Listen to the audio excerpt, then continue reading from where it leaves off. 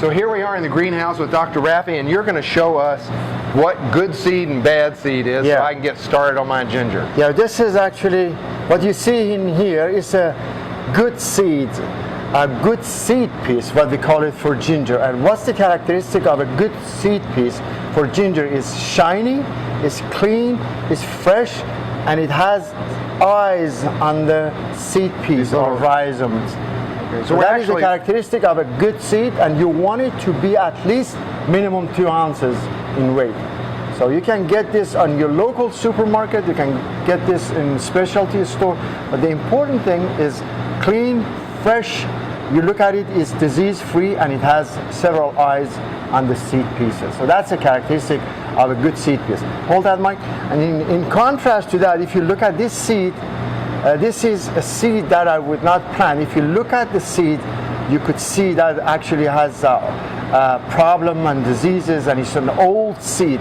You plant this one, you start with the bad seeds like this, you end up losing your plants eventually. Again, this is another example of a bad seed. It's a mold. It's mold, and it's just old.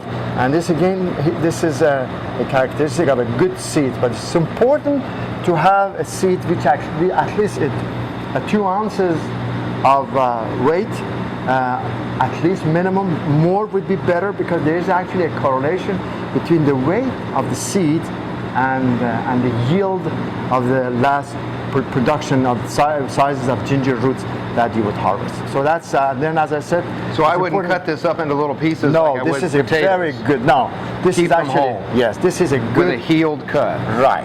And then, as I said, you want to make sure you have several eyes on the.